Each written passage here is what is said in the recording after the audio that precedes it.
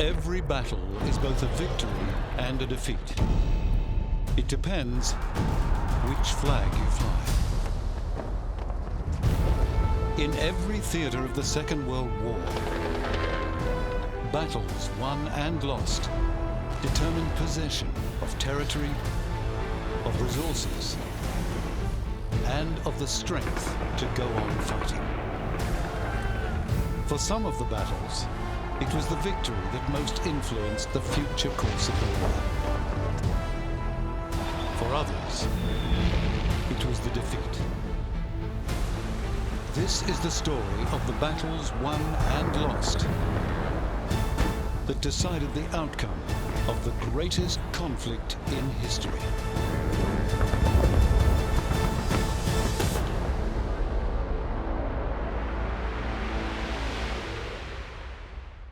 Battles are almost always about territory, advancing the front line, seizing the port, the city, the oil field. The fate of nations in the Second World War rose and fell on battles that took territory. Singapore, Monte Cassino, and even more on battles that failed to capture their objectives in the skies over Britain or before the walls of Stalingrad.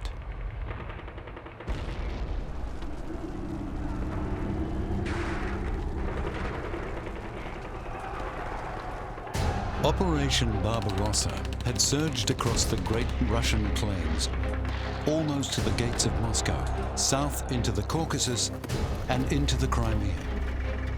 Winter stalled the offensive, which resumed with the spring. Hitler detached the Sixth Army, tasked with the capture of Stalingrad. Stalin, determined to fight for the city that carried his name, put everything into its defense. Stalingrad, named for Russia's present leader, the pride of this generation of Russians, for it was their city, built in their time. With the capture of Stalingrad, the Nazis would have a base from which to launch a flanking attack on Moscow. Stalingrad sprawled for about 40 kilometers on both sides of the Volga, and at a point where that river was 1,300 meters wide. On August 23rd, von Paulus, commanding the Sixth Army, at the time the largest single formation in the Wehrmacht, had reached the river Volga just north of Stalingrad. We shall take Stalingrad, you may be sure of that. That boast was made by Hitler weeks ago, and no doubt the Germans believed it. Frontal assaults, heavy shelling, colossal air raids, all have been tried, all have failed. The truth is that the Germans, they captured like around 90% of Stalingrad, right? So the 10% on the embankment, they could never make it there. But what they captured was just ruins of the city that they destroyed themselves. And this city will be their mass grave. As the first ice appeared on the Volga, Marshal Zhukov and the rest of the Soviet High Command began planning their counterstroke. Operation Uranus, designed to trap the German Sixth Army. General Vatutin's southwest front would attack from the north. The Stalingrad front, General Yeremenko, south of the city, would drive north, linking with Vatutin at Kalash. The Don front, Konstantin Rokossovsky, would apply pressure to Paulus, preventing him from responding to the maneuvering in his rear. On the 11th of November 1942, the German assault on Stalingrad was renewed. A week later, the Southwest and Don fronts began their attacks. The Stalingrad front moved the next day. By the end of November the 20th, Vatutin had advanced 40 kilometers. Zhukov had sent 1 million men, nearly 1,000 tanks, and more than 1,000 aircraft against the enemy. 330,000 Axis troops were now trapped in Der Kessel, the Cauldron, 55 kilometers by 30. There was an attempt to relieve the Sixth Army, which is called Operation Wintergewitter or Operation Winterstorm. Hitler said, you have to break through the encirclement, secure this corridor, and that's it. That's how we will supply them, that's how we will pour in new reinforcements into this cauldron, because we have aims in 1943. So the original idea of Hitler was not relieving the army per se, just helping them, lifting off this encirclement, and that's it. But people inside were thinking that Hitler is coming to save them. On November 27th, Hitler created Army Group Dom, ordering it to relieve the encircled Paulus. But at the end of November, the Red Army launched new attacks, forcing its commander, von Manstein, to postpone the offensive. When Winter Storm did launch, it met fierce resistance, and von Manstein recognized that his rescue mission had failed. By the time of the failure of this Operation Wintergewitter, the German soldiers in the front line in the 6th Army were getting maybe 100 or 120 grams of bread per day. So they were eating their horses. The worst thing was that at a certain point they were hoping that yes, we will have to make a corresponding strike. So Manstein is attacking and we're breaking through the encirclement. So they burned all the rest of the resources that they had, food, they destroyed the tanks, the vehicles. The German soldiers were still believing in their leader. Hitler is a man of his word. He said that he will relieve us. There you go, he's relieving us. That never happened. On December the 16th, the Soviets launched Little Saturn against the Italian 8th Army, which was wiped out. Tatsinskaya, the main airfield used by the Germans for resupply, was now in Soviet hands. This is the scene of the captured German airfield northwest of Stalingrad. It looks as if the Hun retreated according to plan, doesn't it? Like hell it does. On the 10th of January 1943, the decisive Soviet assault began. The perimeter formed of 6 Soviet armies drew in like a dragnet on the West Bank. In these, the latest newsreel pictures from this front, the stories of street fighting, of the bitter struggles for every yard and for every vantage point, come to life. The Germans had a name for the sort of fighting that knocked down the city's buildings. Rattenkrieg, they called it. Rat War. Stalingrad was the first battle where modern tactics of this, small units were used. Because the city was destroyed by bombardment prior to the Germans actually entering the city, they were defending these half-destroyed houses and piles of rubble. It was like a mishmash, like on the ground floor it could be Germans, on the second floor it could be Russians, then Germans again. So prior to entering the house, thrown in the grenade, then a few bursts, then you're entering the house. A lot of hand-to-hand combat, a lot of sniping. It produced legends like the fighting at the tractor factory, the grain silo, the main railway station, which had changed hands 15 times, and Pavlov's house, where Sergeant Pavlov and his unit had held out for 59 days until relieved. И, я смотрю, там появились 3 фигуры, встали 3 человека. Это были немцы. Они шли и руки подняли вверх. Они понимали, что стрелять бесполезно, сразу их убьют. Обыскивали, как говорят, обыскивали. Обратили внимание, что руки у них обморожены, почерневшие, уши почерневшие, да. А по возрасту это просто какие-то мальчишки, лет по 17-18, вот так примерно.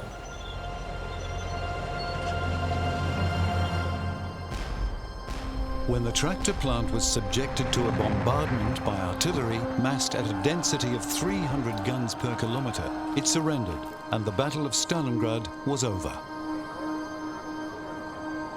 On January the 31st, 1943, General Field Marshal Friedrich von Paulus surrendered his command to Chuikov's 62nd Army. Потому что все время грохот, пулеметные очереди, рвутся снаряды, а тут тишина. Мы завершили. Наступила абсолютная тишина. Даже как-то непривычно было. On February the 3rd, the Führer announced the fall of the city and declared 4 days of mourning.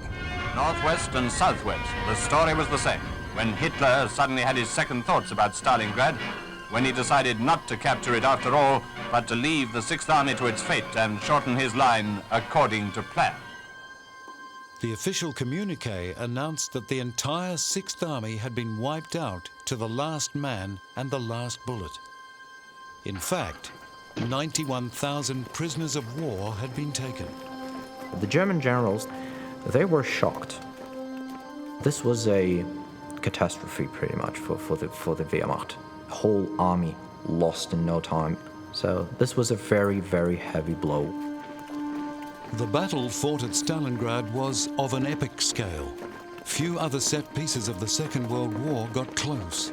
And as a battle lost, in which an entire German army marched into captivity, it is broadly agreed to be one of the definitive turning points of the Second World War.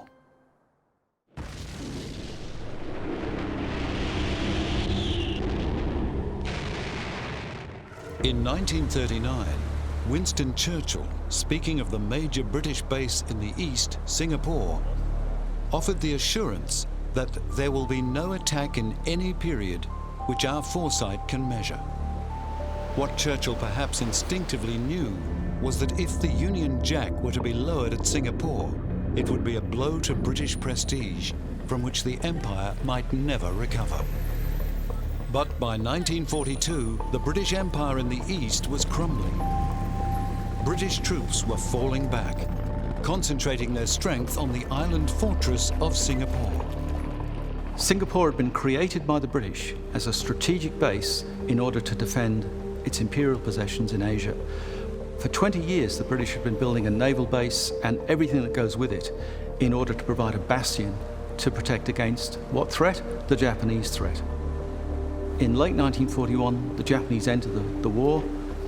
Singapore is at peril, and the British strategy proves to be completely worthless, because the Singapore strategy depends not just on the existence of a naval base, but upon the existence of a fleet to be based in that naval base. They don't have the fleet because they're fighting the Germans in the North Sea and the Atlantic and the Mediterranean. So Singapore, this imperial bastion, is to be defended from the land by an army. Their resistance would last less than 2 months. General Wavell, the overall commander in the Far East, had warned Churchill in mid-January that Singapore could not be held. Churchill's words expressed both determination and desperation. No question of surrender must be entertained, he said, until after protracted fighting in the ruins of Singapore City. But Churchill also admitted that the possibility of Singapore having no landward defences no more entered my mind than a battleship being launched without a bottom. On the 1st of February, the equivalent of 4 divisions stood in Singapore. They had blown the causeway to the mainland, but the Japanese had boats. On the 6th, a Japanese landing on the island of Pulau Ubin was a feint. The main invasion of the island followed a day later, when 3 Japanese divisions crossed the Johor Strait. Their beachheads well established by the 9th, they began their advance across the island towards Singapore City, to which the island's 1 million civilian population had withdrawn. On the 10th, Wavell made his last visit to the island, leaving it in the command of Lieutenant General Arthur Percival, officer commanding Malaya. General Wavell ordered Singapore to hold on, for help was on the way. Percival's defeat in Singapore, and just as much his appearance, have caused him to be cast unfairly as the villain of the peace. The British commander in Singapore, Arthur Percival, is not a charismatic commander. He's cautious. He tries to defend the entire perimeter of the island. Even though the Japanese won't land on the entire perimeter, they only land in one place. He won't move sufficient troops to meet that landing because he fears they'll land somewhere else, a reasonable fear. But not as it turns out true. So Arthur Percival is both, well, regarded as incompetent, but is certainly unfortunate. Percival's forces had no tanks. He had received aircraft, but many of these were destroyed on the ground by Japanese bombers, and much of his command comprised poorly trained troops. Some Australian units had been shipped out after 2 weeks' basic training and had never fired their rifles. And here's quite another story, one that I wouldn't advise anyone to doubt. The departure of troops from Australia on their way to reinforce Singapore.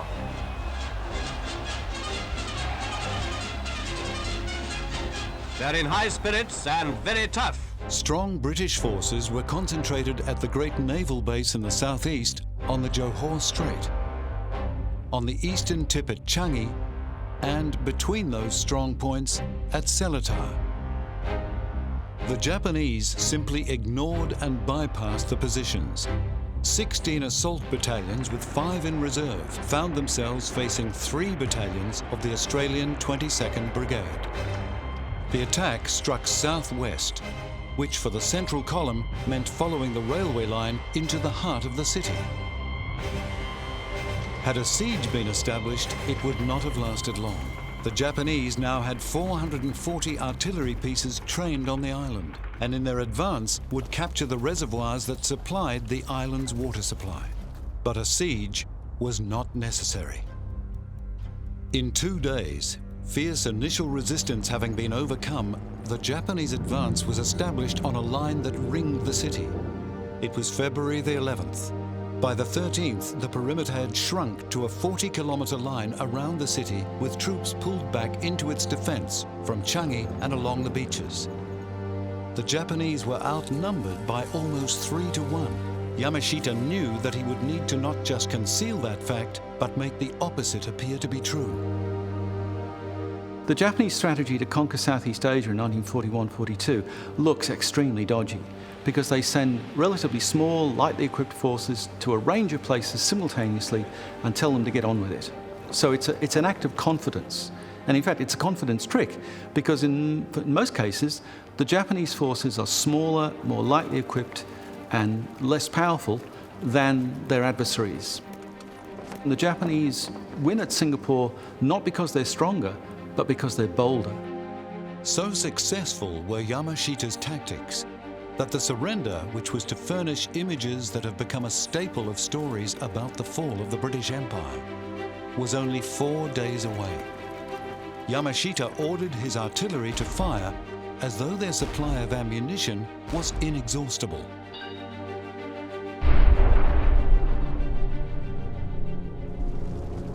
Despite the bombardment, which softened the landing positions and disrupted communications, there was no counter, because the British command continued to think that the attack would fall in the northeast.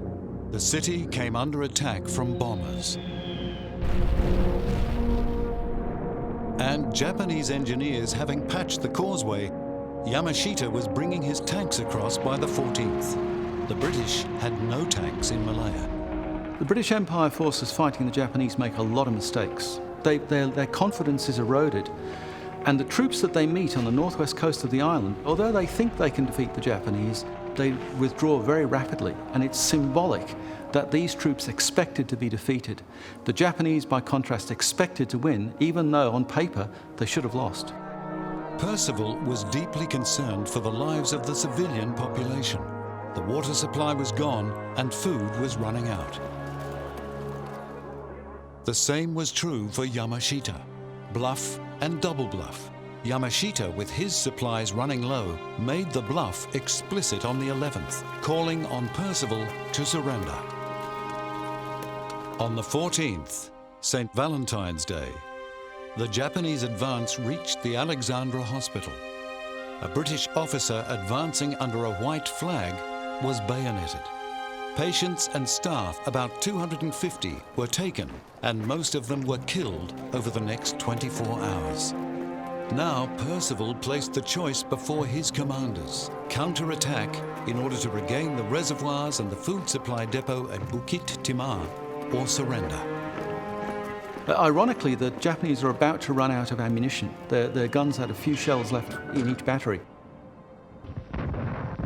So if he'd held out for a bit longer, then perhaps it would have all turned out differently. On the 15th of February, the British surrendered and the garrison went into captivity. What sort of captivity, Percival was not to know. His surrender of about 80,000 troops under his command was the greatest in the history of British arms. This nightmare that they've all entertained for decades, that the Japanese will conquer Southeast Asia, looks like it's coming true, and indeed it is. So the fall of Singapore is both a disaster on the spot, and it's a psychological disaster for the Western Allies.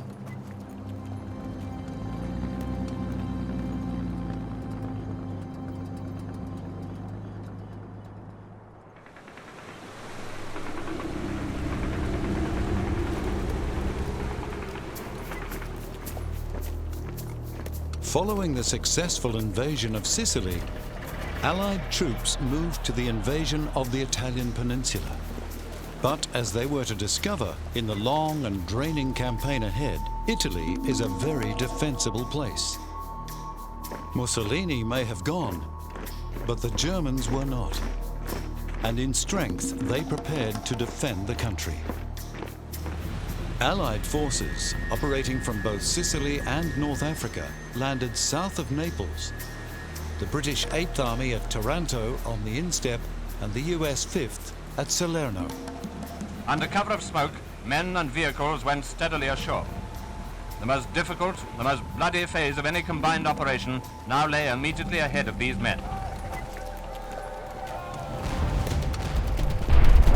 Withstanding fierce German counterattacks, particularly on the Salerno beachhead, the two armies linked up on September 16th, and Kesselring, commanding German forces in Italy, ordered his troops to withdraw northwards. And north, between Naples and Rome, was the defensive position known as the Gustav Line. The British 8th began its assault on the line in late November. The US 5th continued its advance, finally forcing the German 10th Army to withdraw to Gustav at the beginning of December. A plan to speed the conquest of Italy by hooking past the Gustav Line was developed. This was Operation Shingle. Operation Shingle on the surface was a really good idea. And this, of course, attracted politicians such as Winston Churchill, who pushed for it very hard. And it's one of those examples of a military idea that was driven more by politics than military sense. It was from the start compromised by priority being given to the planning for Overlord, the invasion of Europe that would happen in June on D-Day. Despite reservations, the operation went ahead. On January 22nd, Allied troops would land at a place called Anzio, less than 20 kilometers from Rome. It should have been a success. Two divisions, the British 1st and American 3rd, landed and quickly established a substantial bridgehead, 24 kilometers long by 12 deep. They were opposed by the only German forces in the area, 2 battalions. The Germans were completely surprised. I mean, on day one, there was virtually no opposition. But what, of course, the Germans did do was they reacted very quickly and very effectively. Within 3 days, there were several German divisions blocking all the exit routes from the landing site. And these only built up in number very quickly. But US General John P. Lucas remained on the beach, building and strengthening the bridgehead. "I had hoped," said Winston Churchill, "that we were hurling a wildcat on the shore. But all we got was a beached whale." As Lucas held his ground, Kesselring acted swiftly, ordering the 14th Army south of the road to confront the invader. As a result, Anzio, instead of a landing place, would become a battlefield. And within a month of landing, General Lucas would be replaced by General Truscott. Over the next few weeks, Anzio was transformed into one of the busiest ports in the world. Yet defeat for the Allies was staved off only by overwhelming air superiority. Bostons, among other types, flew in over the beaches to bomb the Germans and their communications further inland. Our control of the air was virtually complete.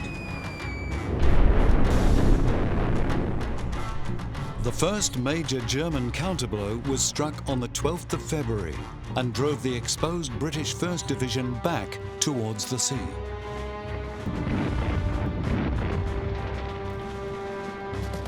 They underestimated them. They had assumed that the German army, which had been fighting on the Gustav Line for quite some time, would be exhausted and that the troops would not be up to reacting quickly. So in effect, they didn't really appreciate what they would be up against. Within 10 days, the British 1st Division had been pushed back almost to its start line. But German casualties were high, and they were unable to press the attack, resuming after 4 days with 10 divisions that were pitched against only 5 Allied. This was an attempt to split the beachhead and divide the occupying force, which only air and artillery power was able to defeat. The land forces advanced 6.5 kilometers in 2 days. It was air superiority which again decided the issue when the Germans returned to the attack on February 29th. This time, the US 3rd Division bore the brunt and was driven back towards the sea. But Allied aircraft outnumbered German planes by about 10 to 1. And Allied action was supported by warships close in. As at Salerno, so here at Anzio, close naval support has been invaluable. Indeed, throughout these critical days, all services, British and American, have worked as one. The battle turned into basically a contest of attack and counterattack.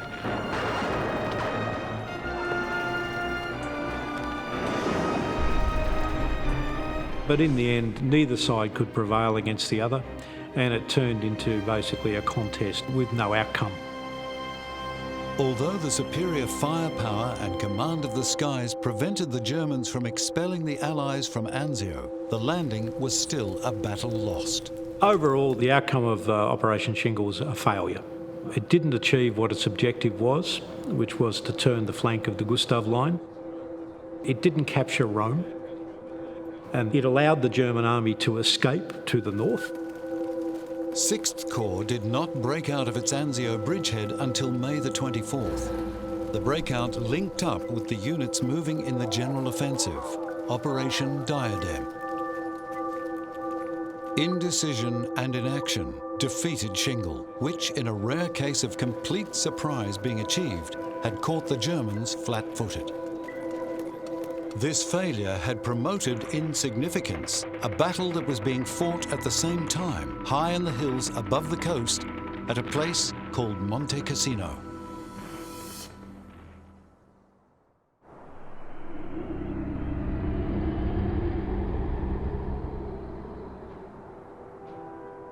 The failure to break out at Anzio threw the emphasis back on breaking through on the Gustav Line, the defensive position that cut across Italy from the Mediterranean to the Adriatic. And the key to the Gustav Line was a high point that commanded the critical approaches to the Liri Valley.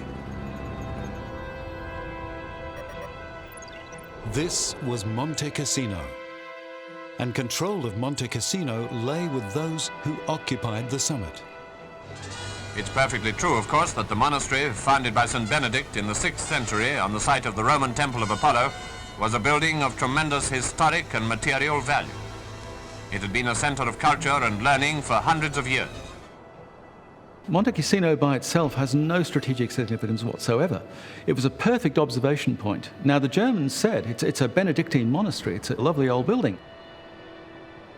Kesselring said, I'm not going to defend this monastery. I'm not going to use it for military purposes. The Allies believed that the Germans were using it as an observation post, and maybe they were. From February the 2nd to May the 17th, the Allies launched 5 offensives against Cassino's Benedictine monastery. Monte Cassino becomes a kind of a symbol of the inability of the Allies to make good in a campaign that they expected to go much more smoothly. You know, Churchill had talked about the soft underbelly of Europe. Well, it turned out not to be so soft. The Allied attack was held up until the last moment. Even then, warning leaflets were conveyed to all the civilians concerned, Benedictine monks and Italians who might be in or near the monastery. This is how the leaflets were conveyed.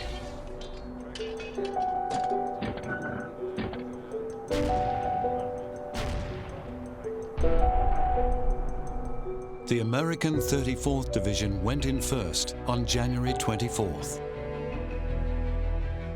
It secured high ground at great cost and was forced to withdraw on February 12th by the German 1st Parachute Division, commanding the heights, but not occupying the monastery.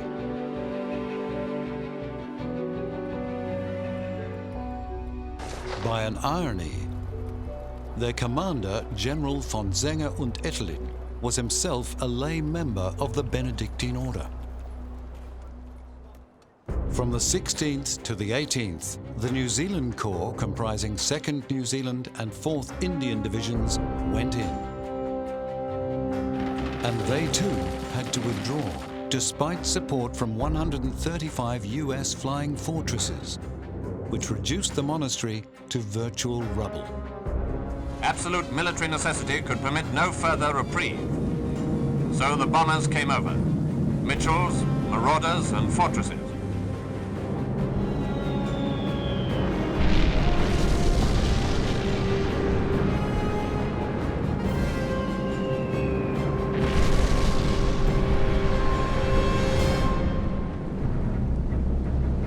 The US Air Force came over and destroyed the monastery. To no effect, because they turned it into a pile of rubble that the German paratroops were able to defend superbly. And in fact, the Allies made it harder for themselves to advance because they had turned this hill into a fortress. The battle for Monte Cassino resumed as part of a coordinated offensive, Diadem, on March 11th. Finally, General Alphonse Juin's Free French, led by Moroccan irregulars skilled in mountain warfare, opened the way for the Polish Second Corps to carry Monte Cassino. And here are some of the first Poles to enter the town. The captain leads his patrol up an apparently deserted street, while a Tommy gunner gives covering fire. On May the 17th, they were repulsed.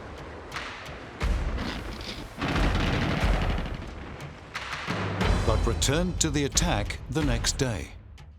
On May the 18th, the Polish flag flew above the ruins as the Germans finally withdrew.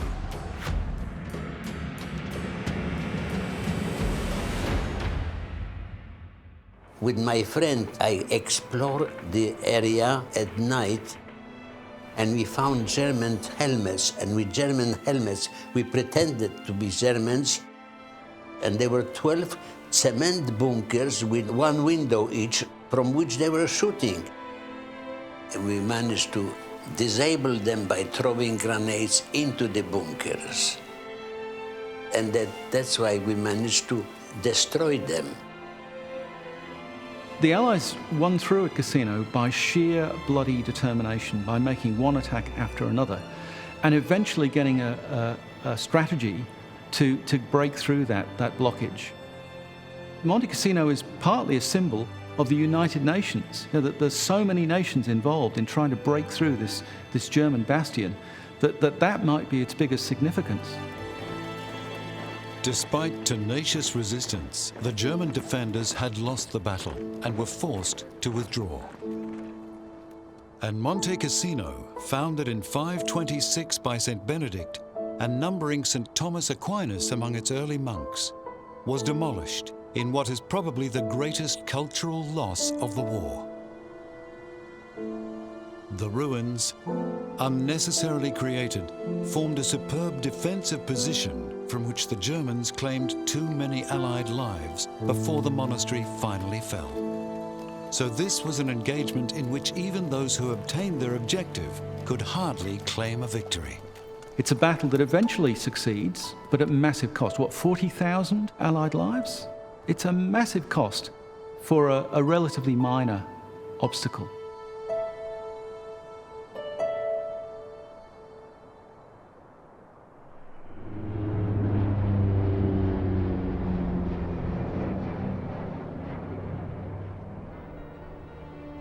The Asia-Pacific Theatre in 1944 was characterized by the advance of the American island-hopping strategy.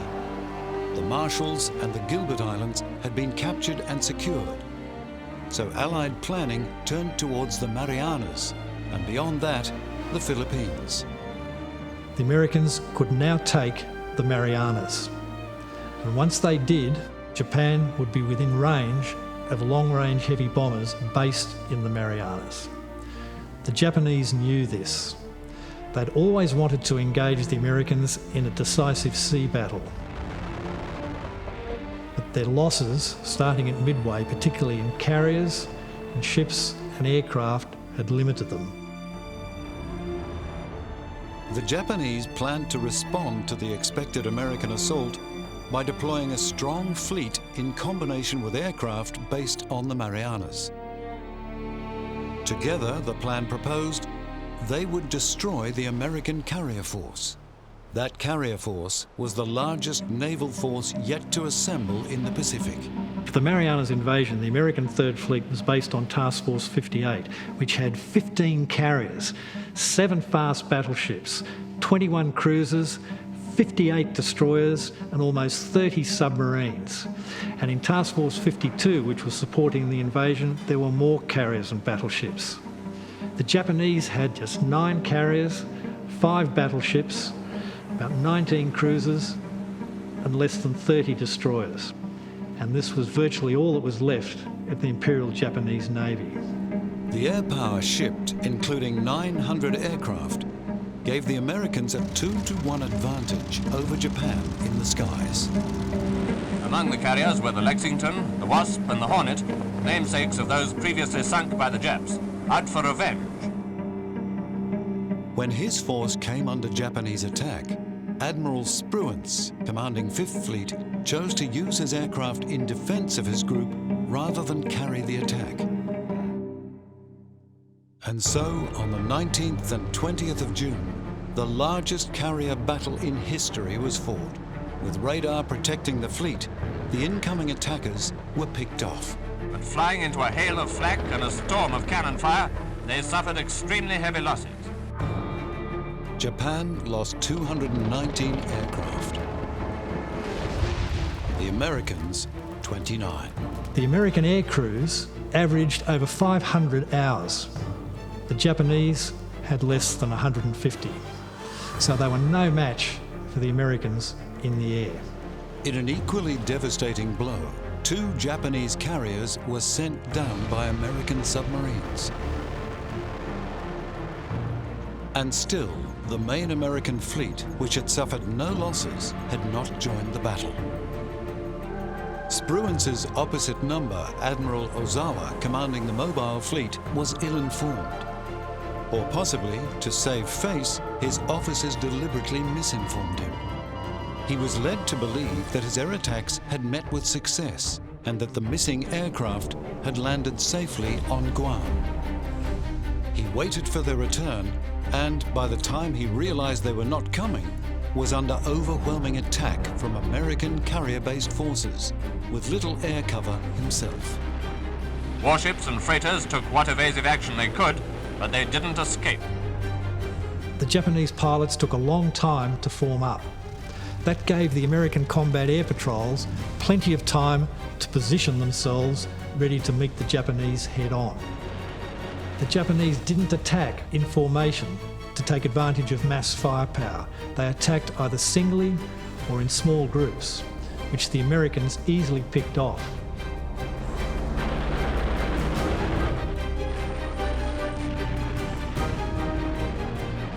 Many Japanese pilots veered away before they were within bombing range. The Japanese couldn't even execute the most basic manoeuvres. A further carrier was sunk, other ships were damaged, and 65 more aircraft were destroyed.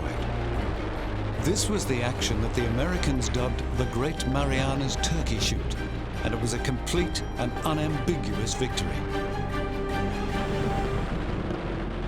In the final tally, the Japanese had lost 3 carriers and 480 aircraft.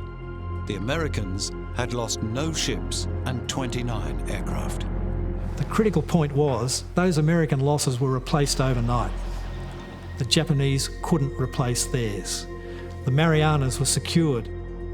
In August and before the end of the year, B-29 superfortresses flying from them were bombing the Japanese home islands. The losses to materiel, but most significantly to trained aircrew, permanently and fatally weakened Japan. A novel solution to her shortage of skilled pilots would be found and named for the divine wind that had twice in the 13th century destroyed Mongol invasion fleets, saving Japan. That wind was called kamikaze.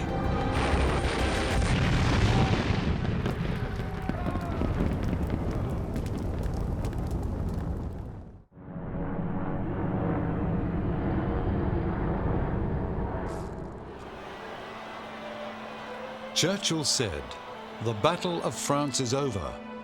I expect that the Battle of Britain is about to begin."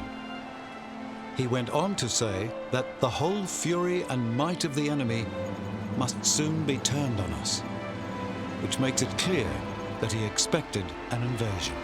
Well, they were certainly talking about invasion. It was called Operation Sea Lion. With the fall of Europe and Germany sitting on the doorstep, so to speak, Britain was the only thing that stood in the way of total German conquest of Europe. With Britain isolated, Hermann Goering relished the idea of unleashing his Luftwaffe on the United Kingdom to soften up the target. Strategically, the most important outcome would be control of the skies over the Channel. To invade, they were going to come by water. So obviously, if you've got landing craft and you have a viable air force, that is going to attack it. They weren't going to take that risk. They had to knock out the Air Force. Phase 1 of the Nazi plan called for the RAF to be knocked out of the air. But the men of the RAF hadn't read the Nazi plan. The story of why the Royal Air Force won the Battle of Britain can be told by focusing on one decisive day. Adlertag, Eagle Day. The first day of what Goering boasted would be the decisive phase of the whole air campaign. Unternehmen Adlerangriff. Operation Eagle Attack. The fall of France and its division into occupied and collaborationist Vichy areas gifted Germany coastal airfields within range of British targets. These were soon crowded parking areas, and the squadrons were ready. On August 13th, 1940, the Luftwaffe flew 1,786 sorties. Its main target was British airfields. Its intention was to so permanently damage the Royal Air Force that its effectiveness as a defensive weapon would be neutralized. The skies would belong to Germany. Here comes the Luftwaffe in dozens of flights, hundreds of planes, bombers, fighters, dive bombers, across that 21 miles of channel, that 8 short minutes of water. They sent along very, very large formations. You know, some groups were 200 or 300 at a time. Bombers escorted by a large number of fighter aircraft, the Messerschmitt 109, 110s. It really was designed to bring the RAF down as quickly as they could. These aircraft already placed the Luftwaffe at a disadvantage. German aircraft had been designed for other uses. The Junkers 88, the Stuka dive bomber, so lethal in a ground support role in France, did not prove as valuable in the Battle of Britain.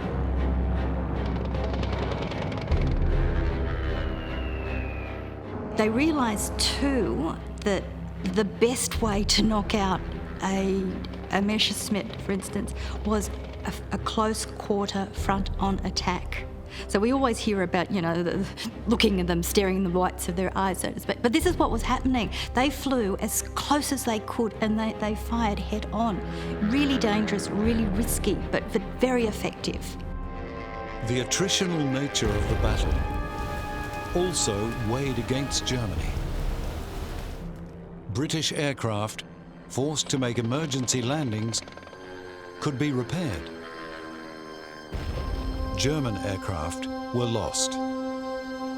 Because the RAF was operating on its home territory, it had its aircraft factories, it had more pilots coming through training, so continual reinforcements. If a squadron lost 4 pilots in the morning, they would be replaced by the afternoon. Radar and the command and control system that responded to intelligence, whether from radar or from the network of spotters and watchers on rooftops and in churches around the country, tipped the balance. By mid-afternoon on the 18th, the battle was on all over southern England. An attack on Detling Airfield in Kent was devastating but pointless. German intelligence had got it wrong. Detling was not a fighter base. On Adlertag, the Luftwaffe destroyed 47 aircraft on the ground, but only 1 was a fighter. He bombed the airfields, and the fields were hit, but the planes were saved. For Britain, unlike Poland and the Low Countries, didn't make the mistake of bunching its planes on the runways. The planes of the RAF were scattered and hidden, only a few on any one field, and those in the far corners. Over Middle Wallop, 9 Stukas were shot down by Spitfires after their ME-109 escort had been forced to turn back due to shortage of fuel. The actual cost of Adlertag was not decisive, but the momentum shift and gain in confidence was. They were very good at continuous assessment. So they knew when things were working, they knew when things weren't working. If Germany changed their tactics, the RAF responded. 2 days after Adlertag, radar reported a large formation attacking the north. The controller of 13 Group felt instinctively that this would be the only attack on the north and risked throwing everything in the path of the incoming fleet. He scrambled every squadron from Catterick in Yorkshire to Drem east of Edinburgh. If he was wrong, the skies were open. But he was right. 15 enemy aircraft were shot down for the loss of 1 RAF fighter. And so, by initiative in command, better equipment, planes and radar, and individual skill, the Battle of Britain was won. On August the 20th, 1 week after Adlertag, Winston Churchill rose in Parliament to famously praise the few. With the Battle of Britain and with Churchill and his superb propaganda in bringing the people into the battle, they were part of the fight. They were willing to put up with everything that was happening. And they knew too that Britain was not going to lose. Britain would become victorious. Let us therefore brace ourselves to our duty, and so bear ourselves that if the British Empire and its Commonwealth last for 1,000 years, men will still say, this was their finest hour.